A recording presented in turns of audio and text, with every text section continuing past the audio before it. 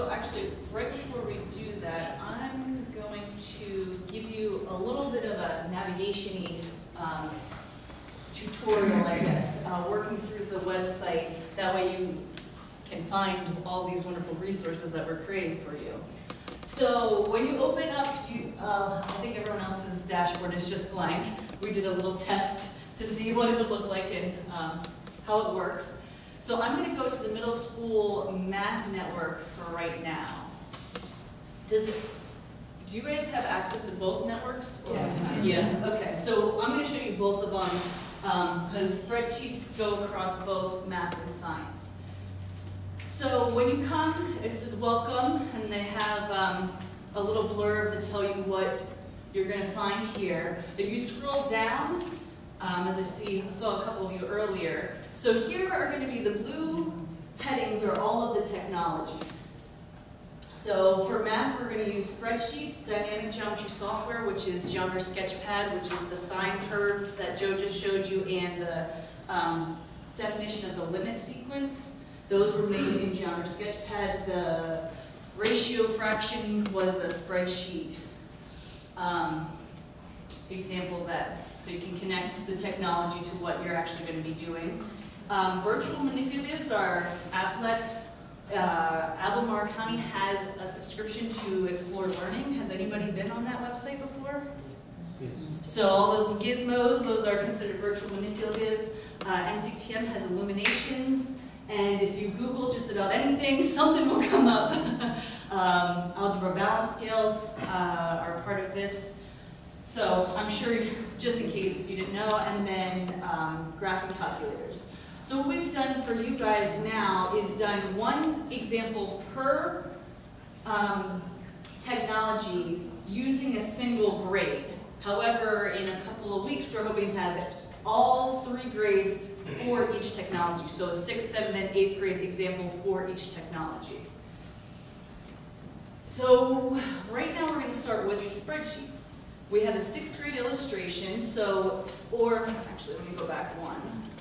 If you click on the TPAC for spreadsheets, this is kind of just an introduction page about the added value of spreadsheets.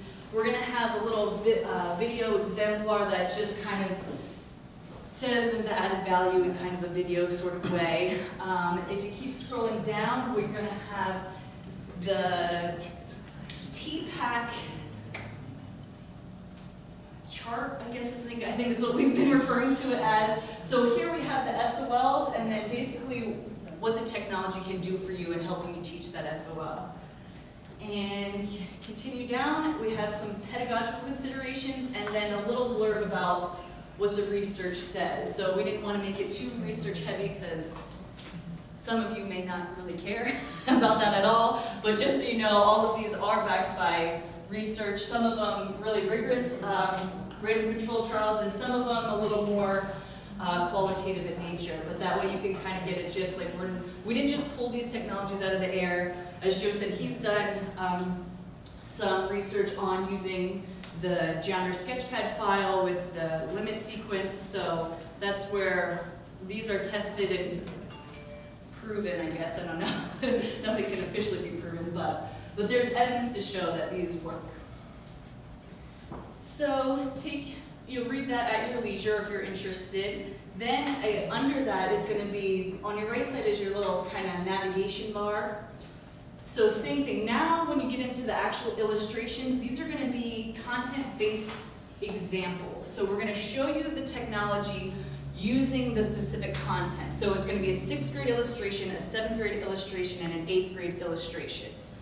And then each of those are going to have a different example. So 6th grade, in spreadsheets is an M&M's activity, which I'm going to show you. 7th grade in spreadsheets will be a different activity pertaining to 7th grade SOLs. Same thing with 8th grade, and that goes across to all the technologies. Does that make sense? And if you guys ever have a question, or if I talk too fast or you miss something, feel free to interrupt. So, Sarah kind of alluded that now, in your kind of professional development, we're going to give you these, what we're calling tasks. There's going to be work, everyone is try, and then I'm going to say it for the technology. Try this technology, then discuss it, plan, it, teach, it, share, it. Spreadsheets, Geometry Sketchpad, graphing calculators, you know, fill in the blank there. So we'll start for try. I don't think those tasks are coming up on. Go back. You got to be on the illustration page. So you have to be. They're not going to be on the main page. They're not going to be on the TPAC page, but they're going to be once you get into the illustration. Because what's going to happen in your schools is that the 6th grade people aren't really going to care about what the 7th grade people are doing. They're going to be focusing on the 6th grade, so that's why we didn't want to make it too difficult to navigate. So all 6th grade is contained together, all 7th grade find it. Does that make sense? But thanks. So yes, so under the illustrations is where you get the tasks, or this all maps show that if you're on the actual main page, the network page, these are all the tasks as well. So there's basically anywhere that says, you think, okay, where can I find this? It's pretty much on almost every page. So when you're on the main page, you can go directly to a tasks. You can go to the illustration page, and even if at the bottom of the illustration page, this tells you your task, like we're giving you a mission. 007, your mission now. So in try spreadsheets, try it. This is also a link as well as the ones on the right side. So there are multiple ways to get to this all the same page. So the try is now, all the pages have a purpose statement at the top. The try is going to be, you put your student hats on. Pretend you're a 6th grader at this moment, and we're going to work through this activity. I'll be your teacher in this instance, or in your professional development, your tech coordinators, Rob. So you'll be me now. So this is how you're going to do it. And then when you bring it to your teachers, then the teachers will do it, and the students will be the actual students. So in try, there's the purpose, the general overview, the learning objectives, and then it jumps right into the activity. Has a warm-up, has some activities, has then it gets into the nitty-gritty of actually doing the technology. These links here are now links to kind of how-to videos. That way, if you know how to open an Excel spreadsheet, you don't have to watch or learn or read about how to open a spreadsheet. If you know how to format a spreadsheet, again, you can just skip over. If you don't know how, no problem. Just click on it. It takes you to a little video clip, and with the screencast of somebody walking you through how to do it.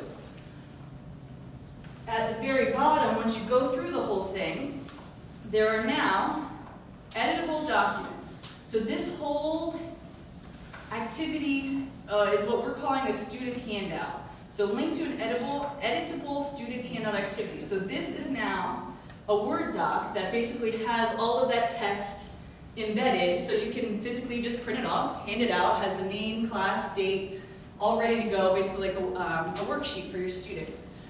Right underneath, let's see if I go back. Yeah. Right underneath that is an editable teacher activity guide. So it kind of has some notes, some things to consider. Now you can look at it like if this was a lesson plan that somebody gave you. So it's not something you give to the students, it's something you can read, edit, all that good stuff. And then lastly is an example. Oh, the example didn't show up. All right, well that's why we have it here. Well, lastly, there'll be an example for what your final product will be.